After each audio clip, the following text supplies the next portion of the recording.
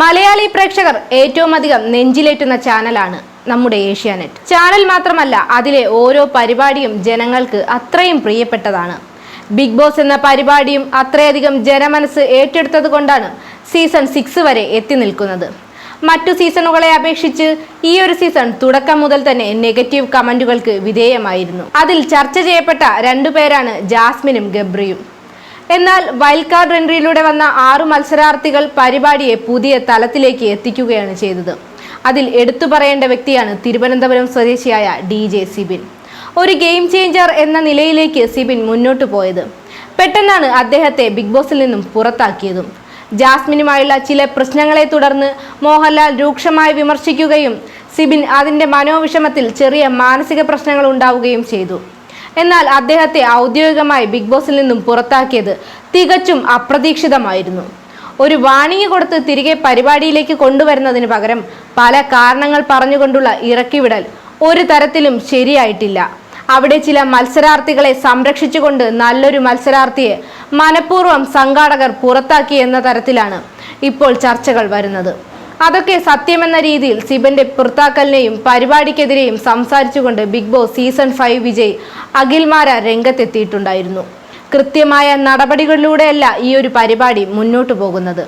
മത്സരാർത്ഥികൾക്ക് കിട്ടുന്ന തുകയിൽ നിന്നും ഷെയർ വാങ്ങിയും സ്ത്രീകളെ കൂടെ കിടത്തിയും പരിപാടിയിൽ നിർത്തുന്ന പതിവാണ് തലപ്പത്തിരിക്കുന്നവർ ചെയ്യുന്നത്. നമുക്ക് ആ ദൃശ്യങ്ങളിലേക്കൊന്ന് പോകാം. ഈ ബിഗ് ബോസിൽ നിന്ന് പുറത്താക്കപ്പെട്ട സിബിൻ എന്ന് പറയുന്ന ചെറുപ്പക്കാരനെ ഭ്രാന്തനാക്കി ചിത്രീകരിച്ചുകൊണ്ട് ഏഷ്യാനെറ്റിന്റെ തലപ്പത്തിരിക്കുന്ന ചില നാറികൾ നടത്തിയ നെറുകേടിനെതിരെ പറയാതിരിക്കാൻ ഞാൻ സിനിമ പൂർണ്ണമായിട്ടും വേണ്ടെന്ന് വെക്കും.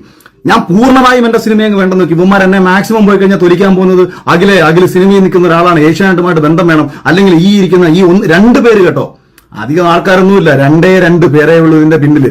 അല്ലാതെ ഏഷ്യാനെറ്റിന്റെ ഓൾ ഇന്ത്യ ബിസിനസ് ഹെഡ് എന്ന് പറയുന്ന കിഷൻ എന്ന് പറയുന്ന അദ്ദേഹം വളരെ നല്ല മനുഷ്യനാണ്. അദ്ദേഹത്തിനോടൊക്കെയുള്ള വ്യക്തിപരമായിട്ടുള്ള സ്നേഹവും താല്പര്യവും കൊണ്ടാണ്, അതേപോലെ എന്റെ സുഹൃത്തുക്കൾ ധാരാളം പേര് അവിടെ ഉണ്ട്, അവരോടൊക്കെയുള്ള സ്നേഹം കൊണ്ടാണ് ഇവന്മാരുടെ ഈ നാറിത്തരങ്ങൾക്കെതിരെ നമ്മൾ ഇത്രയും നാളും മിണ്ടാതിരുന്നത്. ഇതിൽ വന്നു പോയിട്ടുള്ള പല മത്സരാർത്ഥികൾക്കും ഈ സ്ത്രീകളെ ഇവന്മാർ ഉപയോഗിച്ചിട്ടുള്ള രീതികൾ, പല മത്സരാർത്ഥികൾക്കും പണം പറഞ്ഞിട്ട് ആ പണത്തിന്റെ കാശിന്റെ ഷെയർ വാങ്ങി പല മത്സരാർത്ഥികളെയും ബിഗ് ബോസിൽ കയറ്റിയതുൾപ്പെടെയുള്ള വിഷയങ്ങൾ, ഇത്തരം ഒരുപാട് നാറിയ പരിപാടികൾ ഇവരൊക്കെ കാണിച്ചിട്ടുണ്ടായതുകൊണ്ട് ഞാനിത് പിന്നെ ഏഷ്യാനെറ്റുമായിട്ട് ബന്ധപ്പെട്ട് നമുക്കൊരു കോൺട്രാക്ട് ഉണ്ടായിരുന്നു. ആ കോൺട്രാക്ടിനോടൊരു നീതി പുലർത്തണം. അതുകൊണ്ട് തന്നെ ഞാൻ ആ കോൺട്രാക്ടിനോട് നീതി പുലർത്തിയതിനു ശേഷം ഇപ്പോൾ ഇത് പറയാനുള്ളൊരു കാരണമെന്ന് പറയുന്നത്, ഞാൻ ഇന്നേ ദിവസമാണ് അറിയുന്നത് സിബിൻ എന്ന് പറയുന്ന ചെറുപ്പക്കാരൻ ഒരിക്കലും ആ ഷോയിൽ നിന്ന് പുറത്തു പോകണമെന്ന് ആഗ്രഹിച്ചിരുന്നതല്ല.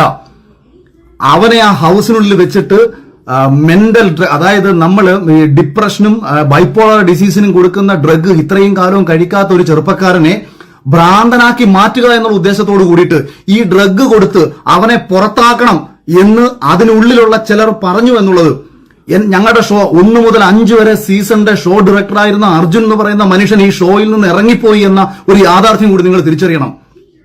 കഴിഞ്ഞ ഷോയുടെ ക്രിയേറ്റീവ് ഡയറക്ടറായിരുന്ന റുബീന എന്ന് പറയുന്ന സ്ത്രീയെ ഈ സീസണിൽ നിന്ന് മാറ്റി നിർത്തി.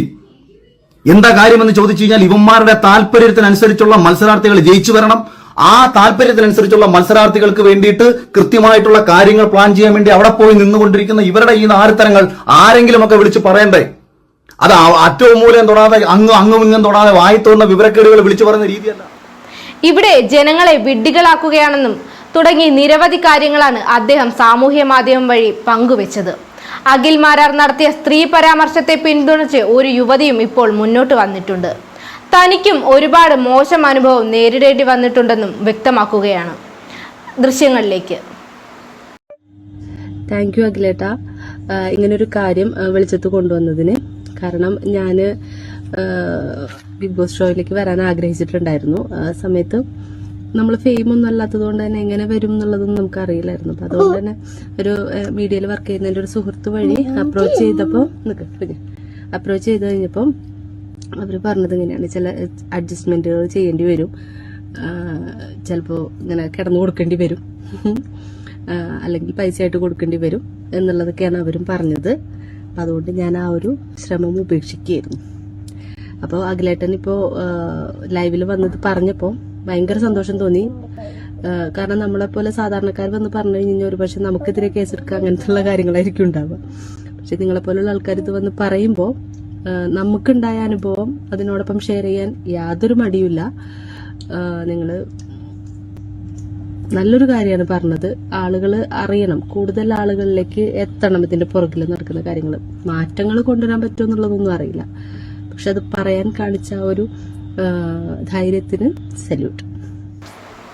ഇത്രയധികം തുറന്നു പറച്ചിലുകൾ ഉണ്ടായിട്ടും ഇതിനെതിരെ മുൻനിര മാധ്യമങ്ങൾ ആരും തന്നെ അനങ്ങിയിട്ടില്ല. ഒരു ചാനലിന്റെ നെറികേടിനെതിരെ പ്രതികരിക്കാൻ പേടിയാണ്.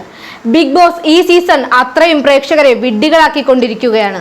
ഇങ്ങനെ മുന്നോട്ട് പോവുകയാണെങ്കിൽ ബിഗ് ബോസ് സീസൺ 6 നിർത്തിവെക്കേണ്ട സാഹചര്യം വരെ വന്നെത്തും.